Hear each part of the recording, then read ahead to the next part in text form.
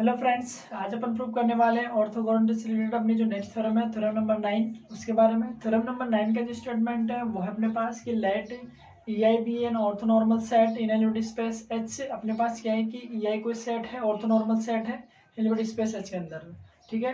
तब अपने पास उस H में एक वेक्टर X ऐसा होगा जिसके लिए अपने पास जो सेट बनेगा S, वो या तो एम्प्टी होना चाहिए या फिर क्या होना चाहिए, वो काउंटेबल होना चाहिए अपने पास। तो स्टेटमेंट जो अपने पास वो है कि ये अपने पास कोई ऑर्थोनॉर्मल सेट है हिलबर्ट स्पेस H के अंदर अपने पास। तब अपने पास एक वेक्टर X H में ऐसा होगा जिसके लिए जो सेट बना अपने पास S equal to EI type के एलिमेंट आ रहे हैं जो इस कंडीशन को सेटिस्फाई करे। X का EI के साथ यदि इनर प्रोडक्ट करे तो वो क्या होना चाहिए, नॉट इक्वल टू 0 होना चाहिए। तो ये जो सेट अपन ने डिफाइन किया, ये सेट क्या होना चाहिए, या तो एम्प्टी होगा या फिर क्या होगा अपने पास, वो काउंटेबल होगा। तो यहाँ पर अपने को दोनों चीजें दिखानी है, या तो वो एम्प्टी होना चाहिए फिर क्या होना चाहिए, वो काउंटेबल होना चाहिए, ठीक है। तो इसके जो प्रूफ है वो क्या अपने पास प्रूफ देखते हैं यहाँ पे। प्रूफ पे अपने को क्या करना है, अपने को दिखाना है एस को एम्प्टी और काउंटेबल दिखाना है अपने को, ठीक है। और अपने को दिया हुआ है कि जो यही वो क्या अपने पास ऑर्थोनॉर्मल सेट है। तो सबसे पहले अपन क्या करते हैं यहाँ पे कि एक नया सेट डिफाइन करते हैं जिसके अंदर एलिमेंट तो इस ये टाइप के होंगे अपने पास, और उनके लिए जो कंडीशन है वो अपने पास से अलग चलेगी यहाँ पे, ठीक है। तो अपन क्या करते हैं कि प्रत्येक पॉजिटिव इंटीजर के लिए अपन एक नया सेट डिफाइन करते हैं यहाँ पे। तो यहाँ पर लिखते हैं, अपन ने लिखा यहाँ पे फॉर ईच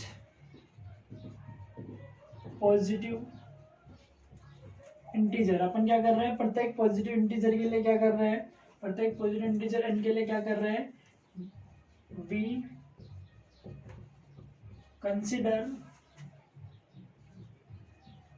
सेट। हम क्या कर रहे हैं कि प्रत्येक पॉजिटिव इंटीजर के लिए अपन एक नया सेट कंसिडर कर रहे हैं, और वो जो सेट है अपने पास Sn, वो इस टाइप का अपने पास कि इस Sn के अंदर एलिमेंट आ रहे हैं EI टाइप के, ठीक है। और वो ऐसे EI आ रहे हैं जो इस कंडीशन को सेटिस्फाई कर रहे हैं अपने पास, मॉड ऑफ x EI के मॉड का square is greater norm of x square upon n, ठीक है। तो अपन ने क्या किया, प्रत्येक पॉजिटिव इंटीजर के लिए अपन ने एक नया सेट डिफाइन किया Sn, ठीक है।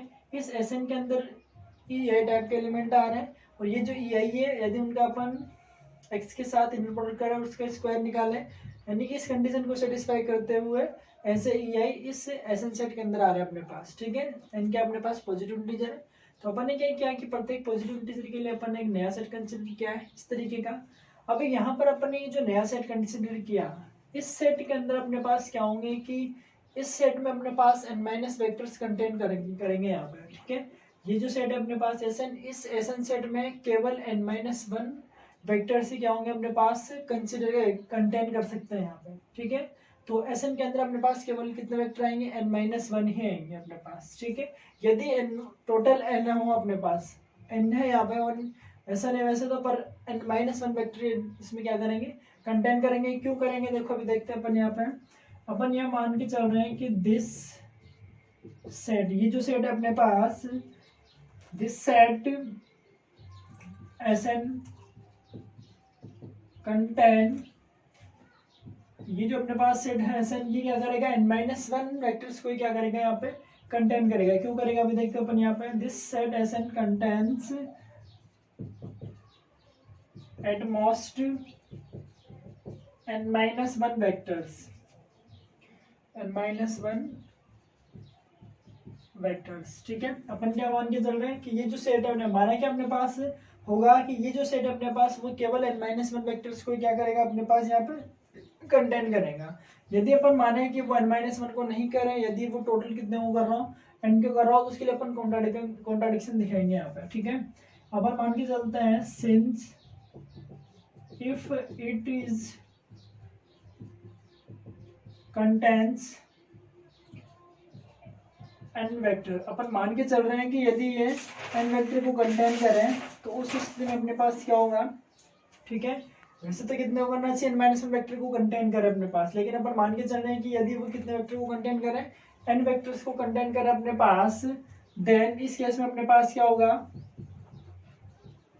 इन दिस केस, इस केस में अपने पास क्या होगा कि जब अपन इसको सोल्व करेंगे तो क्या होगा अपने पास, summation i = 1 to n, n के लिए अपन निकाल रहे हैं क्योंकि अपन मान के चल रहे हैं कि कितने वेक्टर है, n वेक्टर है। तो अपन इसका समेशन निकाला equal to 1 to n mod of x e i के मॉड का स्क्वायर इज ग्रेटर, ठीक है। और ये हो जाएगा अपने पास norm of x square upon n. अपन ने क्या किया इसमें दोनों तरफ समेशन ऑपरेट किया है आई इक्वल टू 1 to n के लिए, तो ये तो हो गया अपने पास summation i equal to 1 to n mod of x e i का square greater norm of x square upon n. और जो अपने पास 1 पे यदि अपन समेशन ऑपरेट करेंगे तो वो क्या देगा अपने को 1 देगा, क्योंकि summation i equal to 1 to n dot n equal to क्या होता है अपने पास n है, ठीक है। तो अपन ने क्या किया इसमें दोनों तरफ समेशन ऑपरेट किया आई इक्वल टू 1 to n के लिए, तो इस सिचुएशन में क्या हो रहा है अपने पास greater norm of x square, ठीक है। ये सिचुएशन बनी अपने पास। यदि अपन, ठीक है, तो n से n कैंसिल तो नॉर्म ऑफ एक्स स्क्वायर बना, तो जो summation i equal to n के लिए mod of x c i का जो स्क्वायर है वो ग्रेटर हो रहा है किससे, नॉर्म ऑफ एक्स स्क्वायर से, ठीक है। और ये जो अपन यदि इसको अपन देखें यहाँ पे, तो ये लिखा मैंने summation i equal to 1 to n mod of x e i का square is greater norm of x square, ठीक है। यदि अपन इस कंडीशन को यदि देखें तो ये जो है अपने पास जो बेसल इनक्वलिटी है, अपन ने बेसल इनक्वलिटी प्रूव की है फाइनाइट ऑर्थोनॉर्मल सेट के लिए, वो क्या होती है अपने पास summation i equal to n x e i के मोड का स्क्वायर लेस इक्वल होता है किसके, नॉर्म ऑफ एक्स स्क्वायर के, ठीक है। तो यदि अपन इस कंडीशन को देखें तो ये जो कंडीशन है वो इस बेसल इनक्वलिटी की कंडीशन की क्या हो रही है, कॉन्ट्राडिक्शन दिखा रही है यहाँ पे, ठीक है। तो यहाँ पे अपन केवल, ठीक है, ये क्या दिखा रही है अपने पास बेसल इनक्वलिटी क्या दिखा रही है, कॉन्ट्राडिक्शन दिखा रही है। इसलिए अपन क्या करेंगे कि इस सेट के अंदर कितने एलिमेंट मान के चलेंगे, यहाँ पे n-1 वेक्टर से लेके चलेंगे। यदि अपन n लेते हैं तो वो क्या हो जाएगा, बेसल इनक्वलिटी का क्या दिखा देगा, कॉन्ट्राडिक्शन दिखा देगा यहाँ पे, ठीक है। तो यहाँ अपन लिखते हैं इसमें कि this contradicts the Bessel inequality. ये किसको कॉन्ट्राडिक्ट कर रहा है, बेसल इनक्वलिटी को क्या कर रहा है, ये कॉन्ट्राडिक्ट कर रहा है फॉर फाइनाइट ऑर्थोनॉर्मल सेट के लिए, फाइनाइट ऑर्थो नॉर्मल सेट, क्योंकि अपन ने प्रूव कर रहा है बेसल इनक्वलिटी प्रूव कर रखी है फाइनाइट ऑर्थोनॉर्मल सेट के लिए, ठीक है। तो ये क्या है, बेसल इनक्वलिटी का क्या दिखा रहा है अपने को, कॉन्ट्राडिक्शन दिखा रहा है कि बेसल इनक्वलिटी क्या होती है अपने पास summation i equal to 1 to n mod of x e i के मॉड का square is less equal to norm of x square. इस कंडीशन का क्या दिखा रहा है, ये कॉन्ट्राडिक्शन दिखा रहा है अपने पास, ठीक है। तो यहाँ से अपन मान के चलेंगे कि जो अपने पास एसन जो सेट अपन ने डिफाइन किया है उस एसन सेट में कितने वेक्टर्स होंगे अपने पास, n-1 वेक्टर होंगे, n-1 वेक्टर होंगे, ठीक है। यहाँ से अपन लिखते हैं therefore the set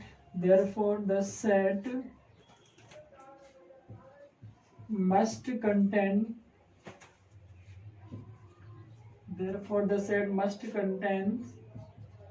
n-1 vectors, ठीक है। अपने पास क्या होगा कि जो सेट अपन ने डिफाइन किया इस सेट के अंदर कितने वेक्टर्स होंगे अपने पास, n-1 वेक्टर्स होंगे। यदि अपन n लेके चलते हैं तो उस सिचुएशन में अपने पास ये बेसल इनक्वलिटी को क्या कर देगा, कॉन्ट्राडिक्शन दिखा देगा। तो उसके अंदर कितने वेक्टर होंगे अपने पास यहाँ पे, n-1 वेक्टर होंगे, ठीक है। अब अपन ने जो सेट डिफाइन किया Sn, इस सेट के अंदर n-1 वेक्टर्स आ रहे हैं, इसका मतलब ये जो सेट अपन ने Sn डिफाइन किया ये सेट क्या अपने पास फाइनाइट सेट है, ठीक है, क्योंकि इसके अंदर n-1 वेक्टर आ रहा है। तो यहाँ से अपन लिख सकते हैं कि थस इस प्रकार अपने पास क्या है कि ईच Sn, कोई सा भी Sn यदि अपन लें वो क्या हो जाएगा अपने पास फाइनाइट सेट होगा, ठीक है, क्योंकि इसमें केवल n-1 वेक्टर ही आएंगे अपने पास, ठीक है। तो ये क्या हो गया अपने पास फाइनाइट सेट हो गया। अब अपन बात करते हैं इस सेट को क्या दिखाना है अपने को, एम्प्टी या फिर क्या होना चाहिए वो काउंटेबल, दोनों में से एक सिचुएशन होनी चाहिए, दोनों में से एक कंडीशन होनी चाहिए। तो अपन इस एस के लिए अपन बात करते हैं, तो अपन ने माना यहाँ पे नाउ लेट अपन ने क्या किया, इस एस के अंदर अपन ने एक एलिमेंट लिया अपन ने, तो अपन ने लिया कि ई आई एलिमेंट किसका अपने पास एस का एलिमेंट है, ठीक है। तो अपन ने इस सेट के अंदर से एक एलिमेंट लिया, तो ई आई एलिमेंट ऑफ एस, और ई आई एलिमेंट ऑफ एस क्या है, तो इसके लिए क्या होगा, इस एक्स का यदि अपन ई आई के साथ इनर प्रोडक्ट करें वो क्या देगा अपने को नॉट इक्वल टू 0 देना आना चाहिए अपने पास, ठीक है। तो अपन ने क्या किया कि E is element of S का लिया अपन ने और वो इस कंडीशन को सेटिस्फाई कर रहा है, ठीक है। अब देखो यहाँ से अपन लिखते हैं however small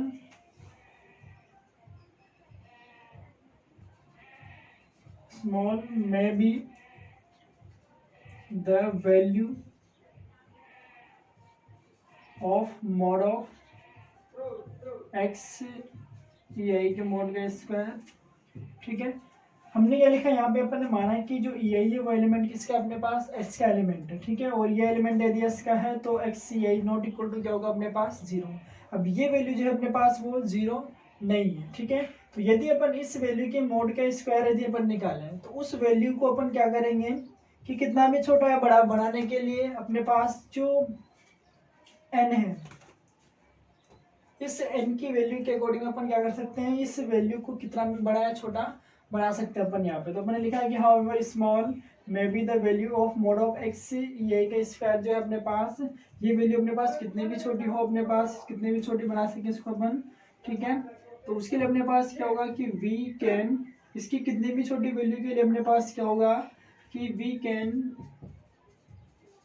ऑलवेज चूज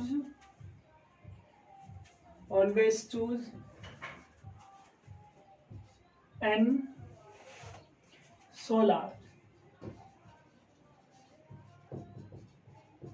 देखो क्या लिखा अपन ने, हमने लिखा कि ये एलिमेंट किसका अपने पास एस का एलिमेंट है, ठीक है। ये एलिमेंट ऑफ एस का इसका मतलब एक्स एलिमेंट एक्स को मैं ये नॉट इक्वल टू कह देगा अपने को 0, ठीक। अब ये नॉट इक्वल टू 0 है तो अपन मान के चलें कि ये जो वैल्यू है यदि अपन इसका मोड निकालें उसका स्क्वायर करें यदि अपन इस वैल्यू को बहुत छोटा लें तो उस स्थिति में अपने पास क्या होना चाहिए कि n को क्या होना पड़ेगा अपने पास फिर काफी बड़ा होना पड़ेगा, ठीक है।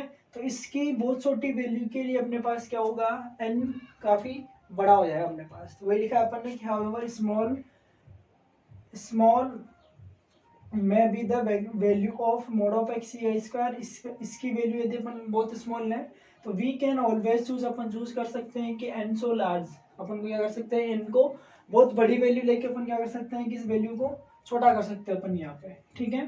तो n क्या हो जाएगा अपने पास 16 उस स्थिति में अपने पास n जो है वो काफी बड़ा होगा, ठीक है।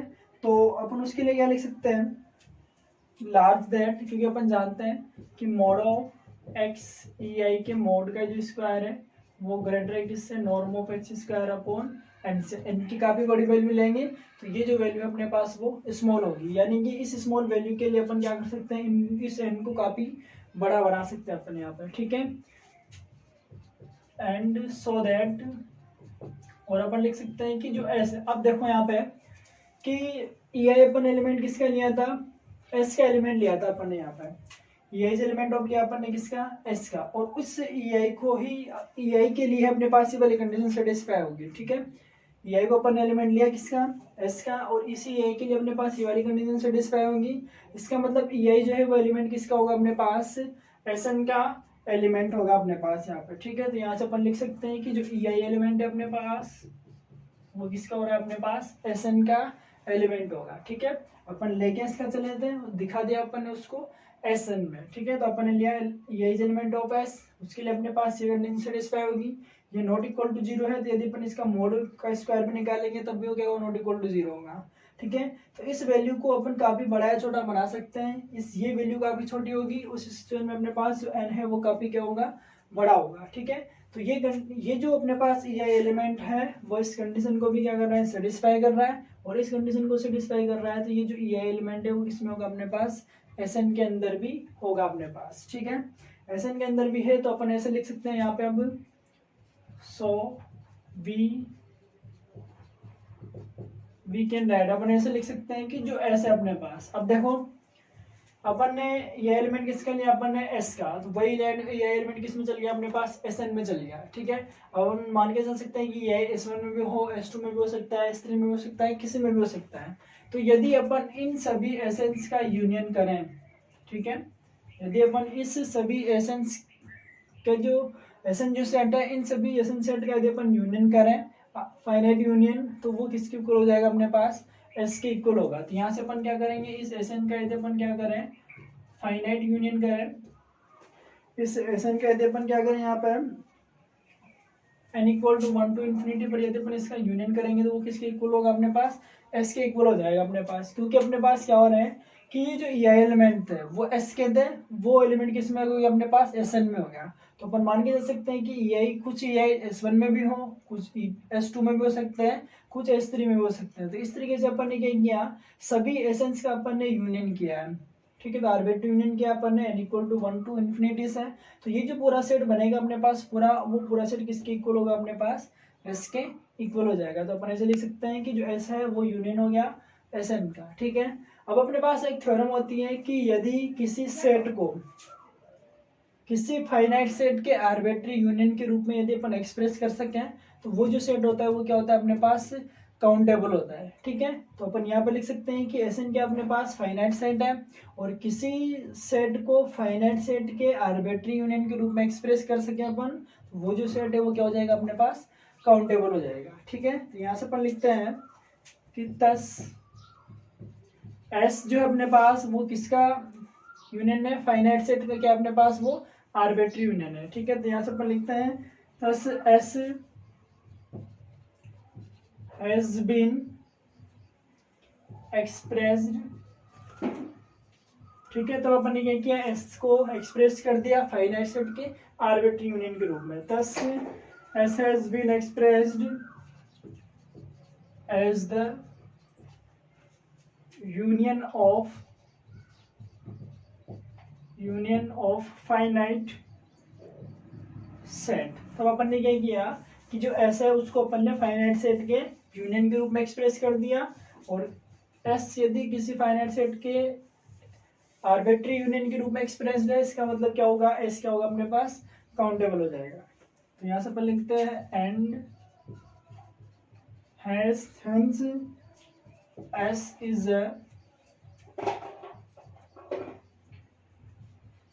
Is a countable set. तो उससे अपने पास एस क्या हो जाएगा, काउंटेबल सेट हो जाएगा। ठीक है, यानी कि किसी भी सेट को फाइनाइट सेट के यूनियन के रूप में एक्सप्रेस करें तो वो जो सेट है वो क्या होता है अपने पास, काउंटेबल सेट होता है। यहाँ पर अपन ने एस को फाइनाइट सेट के यूनियन के रूप में एक्सप्रेस कर दिया, तो ये जो एस जो सेट है अपने पास ये क्या हो जाएगा, फाइनाइट सेट हो जाएगा। ठीक है, तो इस सिचुएशन के लिए तो अपन ने क्या दिखा, इसको फाइनाइट सेट दिखाते हैं यहाँ पर, सॉरी काउंटेबल सेट दिखाते यहाँ पर। अब सेकेंड कंडीशन क्या लेते हैं अपन, अपने पास क्या है कि एस जो है उसके अंदर ये एलिमेंट आ रहे हैं और एक्स का ये के साथ इनर प्रोडक्ट करें तो इनर प्रोडक्ट करें तो वो क्या दे, नॉट इक्वल टू 0। ठीक है, अब इस सिचुएशन में अपने पास काउंटेबल दिखा दिया अपन ने। अब ये क्या होना चाहिए, एम्प्टी भी हो, या तो एम्प्टी होना चाहिए या फिर काउंटेबल होना चाहिए। तो काउंटेबल के तो प्रूव करते हैं अपन ने, एम्प्टी के लिए क्या होगा अपने पास, यहाँ से अपन लेके चल रहे हैं कि ऑल्सो इफ अपन ऐसा लें कि जो एक्स है वो ऑर्थोगोनल किसके,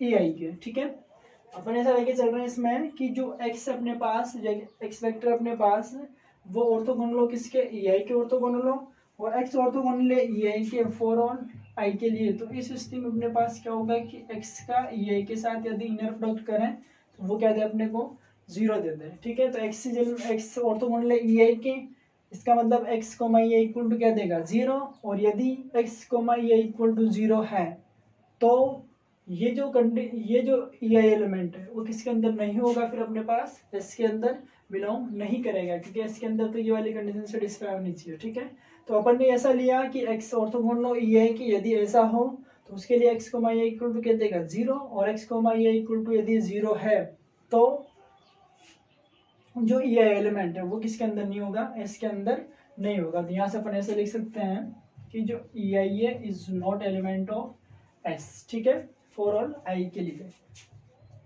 तो ये is not element of S है, इसका मतलब एस के अंदर कोई भी एलिमेंट नहीं है, और एस के अंदर कोई भी एलिमेंट नहीं है तो एस क्या हो गया अपने पास, एम्प्टी हो जाएगा। तो यहाँ से अपन लिख सकते हैं कि then S is empty set, S is an empty set. ठीक है, एस क्या हो जाए अपने पास, एम्प्टी सेट, क्योंकि इसमें क्या अपने पास कोई भी वेक्टर बिलोंग नहीं कर रहा है। S is an empty set, hence अपन लिख सकते हैं यहाँ पे, hence S is a countable, इसको अपन काउंटेबल भी ले सकते हैं, और S is an either countable, या तो काउंटेबल होगा या फिर क्या होगा वो एम्प्टी होगा। तो S is N, hence S is either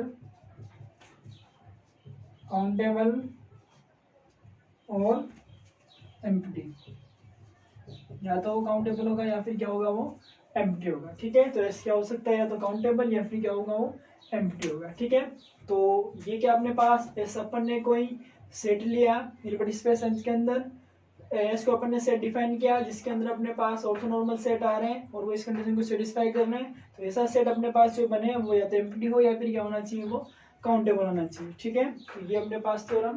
पर नेक्स्ट थ्योरम अपने पास theorem number 10, Bessel inequality. Bessel inequality का जो अपने पास स्टेटमेंट है वो अपने पास कि लेट ये भी है ना ऑर्थोनॉर्मल सेट, ये कि अपने पास कोई ऑर्थोनॉर्मल सेट है, एंड एक्स भी एनी वेक्टर इन एच, एक्स को अपने पास वेक्टर है हिल्बर्ट स्पेस एच में, देन तब हमने क्या करना है कि ये वाली जो कंडीशन है ये क्या होनी चाहिए अपने पास सेटिस्फाई होनी चाहिए, और ये कंडीशन क्या कहलाएगी अपने पास बेसल इनइक्वालिटी होगी अपने पास। ठीक है, तो स्टेटमेंट जो है वो कि ई आई बी एन ऑर्थोनॉर्मल सेट, ई आई क्या अपने पास कोई ऑर्थोनॉर्मल सेट है हिल्बर्ट स्पेस एच में। ठीक है, और एक्स क्या अपने पास कोई वेक्टर है एच में, तब अपने को ये वाली कंडीशन सेटिस्फाई करानी है, प्रूव करनी है अपने को। ठीक है, अब यहाँ पे अपन इसको प्रूव करते हैं। तो प्रूफ में क्या करेंगे, सबसे पहले अपन ने एक सेट लिया है यहाँ पे, तो इसके प्रूफ में अपन ने क्या किया कि लेट ऐसा अपन ने कोई सेट लिया, इसके अंदर क्या हो रहा है अपने पास ई आई एलिमेंट आ रहे हैं, और ये जो ई आई है वो इस कंडीशन को क्या कर रहे हैं अपने पास सेटिस्फाई कर रहे हैं। ठीक है, तो अपन ने क्या किया, एक सेट लिया एस, इस सेट के अंदर ई आई एलिमेंट आ रहे हैं, और ऐसे यही है जिसमें एक्स के साथ यदि इनर प्रोडक्ट करें तो वो क्या दे अपने को नॉट इक्वल टू 0 दे। ठीक है, देन तब अपन ने पहले वाली थ्योरम में प्रूव कर रखा है, प्रीवियस थ्योरम में अपन इसको प्रूव किया है कि एस यदि इस तरीके से डिफाइन हो तो एस से या तो एम्प्टी होगा या फिर क्या होगा वो काउंटेबल होगा। ठीक है, देन तब अपन के पास क्या होगा कि S is an either empty और काउंटेबल। ठीक है, यदि एस अपने पास डिफाइन है तो इस सेट एस को तो अपन ने क्या कर रखा है, एम्प्टी प्रूव कर रखा है और काउंटेबल प्रूव कर रखा है। तो ये एस या तो एम्प्टी होगा आइदर एन एम्प्टी या फिर और काउंटेबल होगा। ठीक है, अब यहाँ पर अपने पास क्या होता है कि एस के लिए अपने पास दो केस बनेंगे यहाँ पे। ठीक है, फर्स्ट केस में यदि अपन एस को क्या लेके चले एम्प्टी, और सेकंड केस में क्या हो कि एस अपने पास क्या है नॉन एम्प्टी हो। ठीक है, तो केस फर्स्ट लिया अपन ने, सबसे पहले केस फर्स्ट के लिए अपन बात कर रहे हैं यहाँ पे, केस फर्स्ट अपन क्या लेके चल रहे हैं यहाँ पे कि इफ एस इज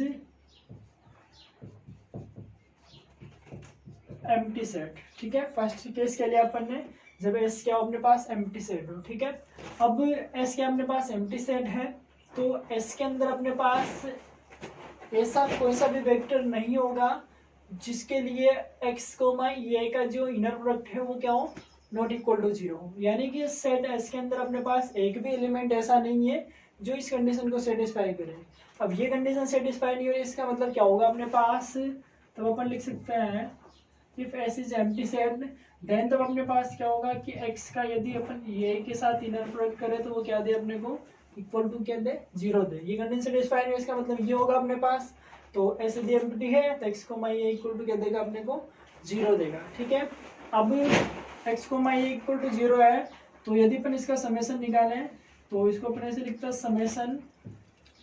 समेशन निकाल के मोड ऑपरेट कर दें, तब भी इसकी जो वैल्यू है वो क्या रहेगी अपने पास 0 ही रहेगी यहाँ पे।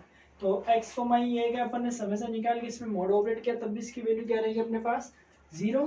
ये हो गया अपने पास इक्वेशन फर्स्ट। ठीक है, एंड हम जानते हैं कि किसी भी वेक्टर का जो नॉर्म होता है वो क्या होता है हमेशा ग्रेटर इक्वल टू 0, तो norm of x square equal to greater equal to क्या होता है अपने पास 0। बाय फर्स्ट एंड सेकंड से देखो इन दोनों को यदि अपन कंबाइन करें तो summation mod of x comma a का जो स्क्वायर है वो लेस इक्वल टू का किससे नॉर्म ऑफ एक्स स्क्वायर से। ठीक है, तो summation mod of x comma ये का जो स्क्वायर है वो less equal to norm of x square से, और ये तो क्या अपने पास बेसल इनफिनिटी। ठीक है, यानी कि अपने पास यह है कि जब एस एम्प्टी सेट हो तो उस एम्प्टी सेट के लिए अपने पास जो बेसल इनफिनिटी है वो ऑब्वियसली प्रूव हो जाती है। ठीक है, तो यहाँ से अपन लिख सकते हैं कि ये क्या होगी अपने पास ऑब्वियसली होगी यहाँ पर। ठीक है, ऑब्वियसली होती है। ठीक, अब अपन को सेकंड केस लेना है यहाँ पे। सेकंड केस क्या अपने पास, केस सेकंड लिया अपन ने। केस सेकंड में क्या लेंगे अपन, if S is non empty. ठीक है, एस को क्या लेके चल रहे अपन यहाँ पे, नॉन एम्प्टी। एस को पहले अपन एम्प्टी सेट लिया, केस सेकंड में अपन क्या कर रहे हैं कि एस क्या अपने पास नॉन एम्प्टी है। ठीक है, अब एस नॉन एम्प्टी है देन तब एस के लिए फिर अपने पास दो केस बनेंगे कि एस नॉन एम्प्टी है तो एस फाइनाइट हो सकता है और एस क्या हो सकता है अपने पास इनफाइनाइट हो सकता है। ठीक है, if S is non empty then S is finite और इनफाइनाइट सेट होगा अपने पास। ठीक है, तो यहाँ से अपन लिख सकते हैं then S is either finite और काउंटेबली इनफाइनाइट। ठीक है, जब एस नॉन एम्प्टी है तो वो फाइनाइट भी हो सकता है और वो काउंटेबली इनफाइनाइट भी हो सकता है अपने पास। ठीक है, तो इन दोनों केसेस के लिए बात करनी फिर अपने को यहाँ पे, इसको नॉन एम्प्टी ले लिया अपन ने तो एस फाइनाइट भी हो सकता है और एस काउंटेबल इनफाइनाइट भी हो सकता है। ठीक है, फिर अपन इसके पहले केस पे बात करते हैं, जब अपन इसको क्या लेके चलेंगे यहाँ पे फाइनाइट लेके चलते हैं। ठीक है, तो यहाँ से अपन लेके चलते हैं केस फर्स्ट, इसी के अंदर फिर एस इज फाइनाइट। ठीक है, अपन क्या लेके चल रहे हैं, इसको फाइनाइट लेके चल रहे हैं। ठीक है, अब फाइनाइट के लिए अपन प्रूव करते हैं बेसल इनक्लूडिंग। अब एस अपने पास क्या है, फाइनाइट है, तो इन दिस केस, इस केस में अपन क्या लिख सकते हैं, इन दिस केस एस के लिए अपने पास क्या है, इसके अपने पास फाइनाइट है, तो इस केस में अपन ऐसे लिख सकते हैं, in this case we can write. तब अपन क्या कर सकते हैं कि एस को इस तरीके से लिख सकते हैं, E1 E2 up to En लिख सकते हैं यहाँ पे, क्योंकि एस के अपने पास फाइनाइट है, इसको लिख सकते हैं अपन E1 E2 up to En की फॉर्म में लिख सकते हैं फॉर सम पॉजिटिव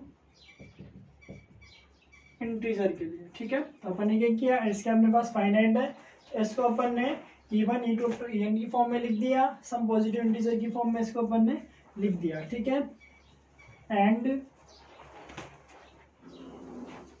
ठीक है, और एस यदि अपने पास फाइनाइट सेट है तो फाइनाइट ऑर्थोनॉर्मल सेट के लिए तो अपन ने बेसल इनफिनिटी को पहले ही प्रूव कर रखा है, तो यहाँ पर अपन उसको प्रूव नहीं करेंगे, यहाँ पर उसको केवल डायरेक्ट लिख देंगे, क्योंकि अपन ने बेसल इनफिनिटी को फाइनाइट ऑर्थोनॉर्मल सेट के लिए प्रूव कर रखा है। तो जब एग्जाम में ये थ्योरम है अपने पास तो वो केस अपने को यहाँ पर प्रूव करना है, लेकिन यहाँ पर अभी उसको अपन प्रूव नहीं कर रहे हैं यहाँ पे, क्योंकि पहले अपन ने उसको प्रूव कर रखा है यहाँ पे।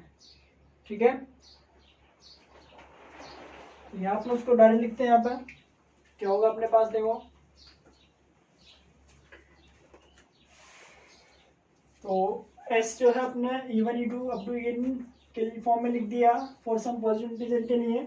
ठीक है, एंड सो अपन जानते हैं, इसलिए अपन क्या लिख देंगे इसको direct, summation mod of x i का जो स्क्वायर है equal to summation i equal to 1 to n mod of x i का जो स्क्वायर है वो लेस इक्वल टू किससे, नॉर्म ऑफ एक्स स्क्वायर की। ठीक है, तो ये क्या अपने पास बेसल इनफिनिटी। ठीक है, ये अपन ने पहले प्रूव कर रखी है, ये क्या अपने पास बेसल इनफिनिटी है, Bessel infinity for finite orthonormal set. ठीक है, तो क्या किया अपन ने, जब अपने पास एस फाइनाइट है तो एस फाइनाइट है तो अपन क्या कर सकते हैं कि उसको E1 अप टू En की फॉर्म में लिख सकते हैं, और फाइनाइट ऑर्थोनॉर्मल सेट के लिए तो अपन ने बेसल इनफिनिटी को पहले प्रूव कर रखा है, तो यहाँ से अपन डायरेक्ट लिख देंगे कि जो summation mod of x square है वो लेस इक्वल टू किससे, नॉर्म ऑफ एक्स स्क्वायर से। ठीक है, तो ये तो अपन ने डायरेक्ट लिख दिया। सब एग्जाम में यदि पूछ जाए तो वहां पर अपने को इसका पूरा प्रूफ लिखना है यहाँ पे। ठीक है, अब अपन बात करते हैं इसी के सेकंड पार्ट में। if S is countably infinite. ठीक है, जब अपन क्या कर रहे हैं, एस को क्या लेके चल रहे हैं, काउंटेबली इनफाइनाइट लेके चल रहे हैं। ठीक है, तो एस को क्या लिया अपन ने, काउंटेबली इनफाइनाइट। तो इस स्थिति में अपन एस को किस रूप में एक्सप्रेस कर सकते हैं, तो अपन ने लिखा लेट एस बी रिटर्न। तब अपन क्या कर सकते हैं, एस को इस तरीके से लिख सकते हैं, E1 E2 up to EN up to so on. ठीक है, जब एस के अपने पास काउंटेबली इनफाइनाइट है तो इस एस को अपन क्या कर सकते हैं कि E1 E2 up to EN up to so on की फॉर्म में क्या कर सकते हैं, इसको एक्सप्रेस कर सकते हैं, लिख सकते हैं। ठीक है, अब अपन क्या कर रहे हैं, नाउ डिफाइन। अपने को क्या करना है कि समेशन मॉड ऑफ एक्स ये है जो स्क्वायर है वो लेस होना चाहिए, किसी नॉर्म ऑफ एक्स स्क्वायर से क्या होना चाहिए, वो लेस होना चाहिए। तो अपन ने डिफाइन किया यहाँ पे summation mod of x e का स्क्वायर, ये अपन ने डिफाइन किया। इसको अपन ऐसे लिख सकते हैं, summation i equal to 1 to infinity mod of x e का स्क्वायर। ठीक है, तो summation mod of x e का square equal to summation i equal to 1 to infinity mod of x e का स्क्वायर। इस तरह से अपन इसको एक्सप्रेस कर सकते हैं यहाँ पे। ठीक है, अब अपने ये जो सम ऑपरेट किया है यहाँ पे, ठीक है, summation i equal to 1 to infinity जो अपन ने सम ऑपरेट किया है यहाँ पे, तो ये जो सम अपने पास ये वेल डिफाइन कब होगा अपने पास, इस सम को अपन वेल डिफाइन कब बोलेंगे, जब ये जो सीरीज अपने पास समेशन, ये वाली जो सीरीज अपने पास समेशन मॉड ऑफ एक्स ये टाइप की जो सीरीज है, वो सीरीज क्या होनी चाहिए अपने पास, कन्वर्जेंट होनी चाहिए।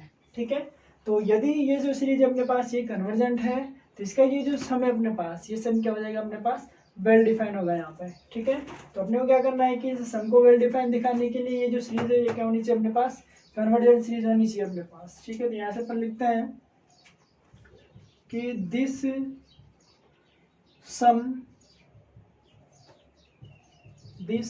Will be well defined, this sum will be well defined if we can show that, यदि अपन शो कर सकें, if this sum will well defined if we can show that the series summation mod of x ये का जो square है ये क्या होना चाहिए अपने पास, इज कन्वर्जेंट होनी चाहिए। ठीक है, इज कन्वर्जेंट। ठीक है, तो इस सम को वेल डिफाइन दिखाने के लिए अपन क्या करेंगे कि ये जो सीरीज है अपने पास, ये सीरीज क्या होनी चाहिए अपने पास, वेल डिफाइन होनी चाहिए। तो इस सीरीज को क्या दिखाना है अपने को, वेल डिफाइन दिखाना है। ठीक है, अब वेल डिफाइन के लिए क्या होगा, देखो अपने पास सीरीज क्या होनी चाहिए अपने पास, वेल डिफाइन। और वेल डिफाइन के साथ साथ अपन क्या कर सके इसमें, यदि अपन इसकी किसी भी टर्म को रीअरेंजमेंट करते हैं, ठीक है, इस सीरीज को क्या दिखाना है अपने को, कन्वर्जेंट। और यदि अपन इस सीरीज की किसी भी टर्म को रीअरेंजमेंट कर दें तब भी इसका जो सम है उसमें कोई चेंज नहीं होना चाहिए। ठीक है, ये दो कंडीशन है अपने पास, एक तो क्या है अपने पास कि ये सीरीज कन्वर्जेंट होनी चाहिए, और यदि इस सीरीज के किसी भी वैल्यू को यदि अपन रीअरेंजमेंट कर दें तब भी इसका जो सम है उसमें कोई चेंज नहीं होना चाहिए अपने पास। ठीक है, तो यहाँ से अपन लिखते हैं इसमें, अब अपन ने लिखा है अपने को दिखाना है कि ये जो सीरीज है वो वेल डिफाइन हो। तो ये जो सीरीज है वो वेल डिफाइन कब होगी, जब इस सीरीज को क्या दिखा दे अपन, सम जो है अपने पास वो वेल डिफाइन कब होगा, जब इस सीरीज को क्या दिखा है अपन, कन्वर्जेंट दिखा है। तो कन्वर्जेंट के लिए अपन क्या करेंगे, देखो यहाँ पर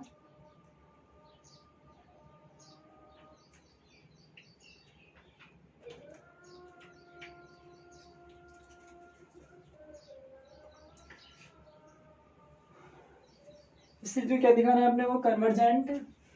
और इसके साथ अपन ये भी लिख देते हैं एंड इट्स सम, इसका जो सम है डज नॉट चेंज, इसका जो सम है वो भी चेंज नहीं होना चाहिए। Its sum does not change by rearrangement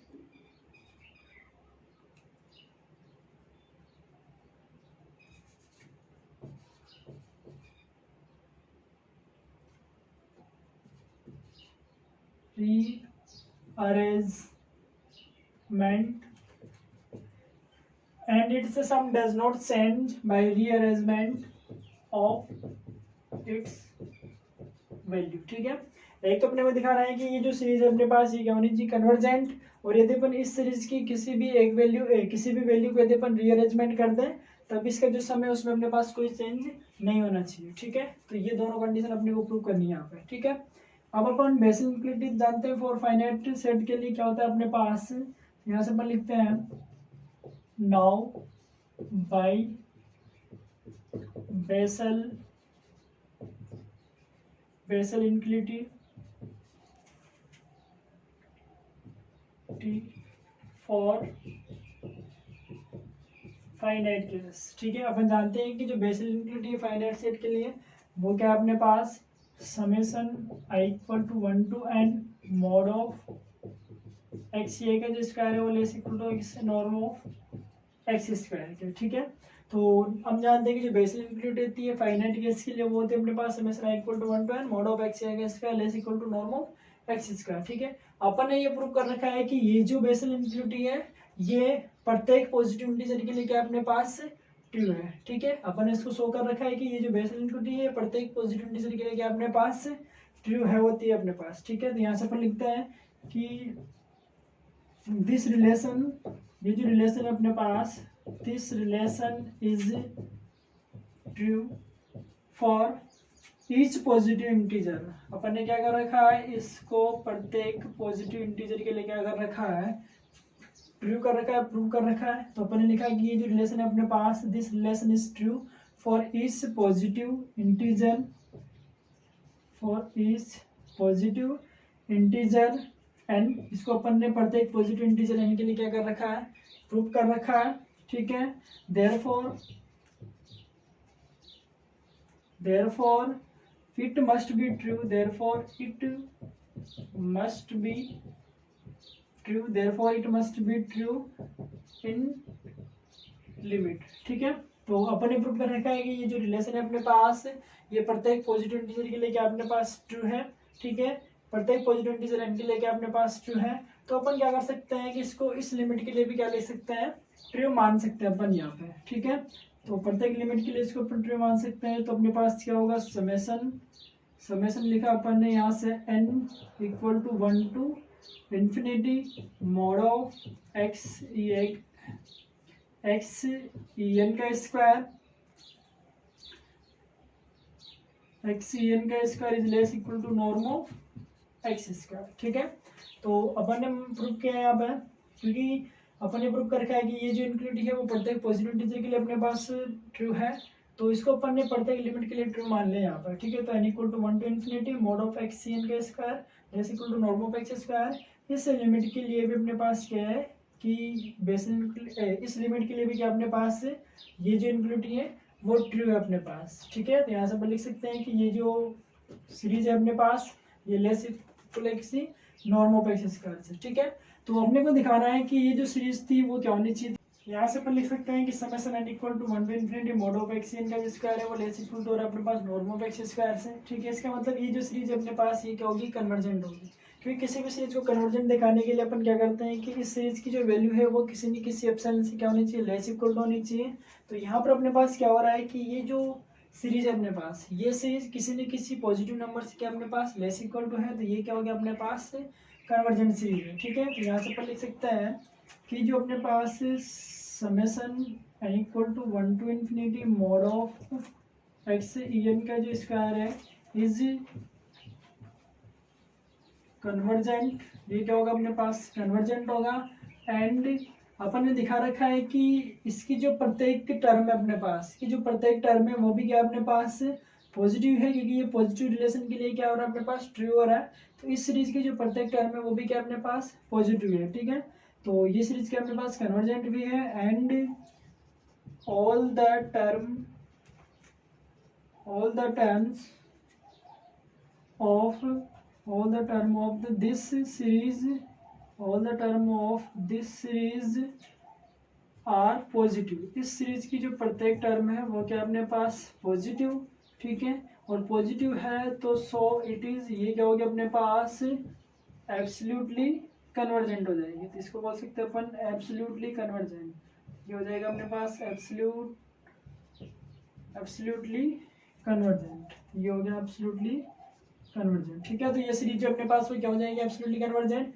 अब अपने को दिया हुआ है, अपने को यहाँ से प्रूव हो गया कि इस सीरीज की प्रत्येक टर्म की अपने पास पॉजिटिव, तो यदि अपन इस टर्म की किसी भी एक या दो वैल्यू का किसी भी वैल्यू को अपन रीअरेंजमेंट कर दें तब भी इस सीरीज के सम में कोई चेंज नहीं होगा। तो पॉजिटिव टर्म को यदि अपन रीअरेंजमेंट कर दें तब भी उसके सम में कोई चेंज नहीं होगा। ठीक है, तो यहाँ से अपन लिख सकते हैं सो दैट, ठीक है, तो सो दैट इट्स सम, इसका जो सम है its sum does not change, so that its sum does not change by rearrangement of term। यदि अपन इसकी टर्म को रीअरेंजमेंट कर दें तब भी इसके सम में अपने पास कोई चेंज नहीं होगा। ठीक है, तब अपन क्या लिख सकते हैं यहाँ पे, तो अपन क्या कर रहे हैं,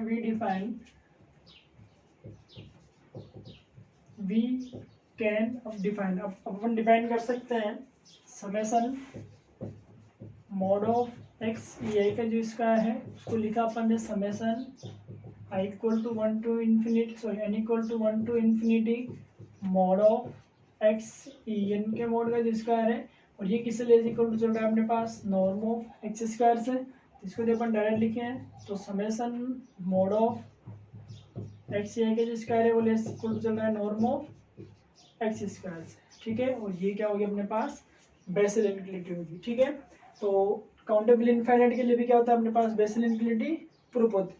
तो एस के लिए अपने पास तीन केस बने, पहला तो जब एस एम्प्टी हो तब भी क्या होता है अपने पास बेसल इनक्लिटी प्रूफ होती है, जब एस नॉन एम्प्टी हो, नॉन एम्प्टी में फिर अपने पास दो केस हो गए फाइनाइट और काउंटेबल इनफाइनाइट।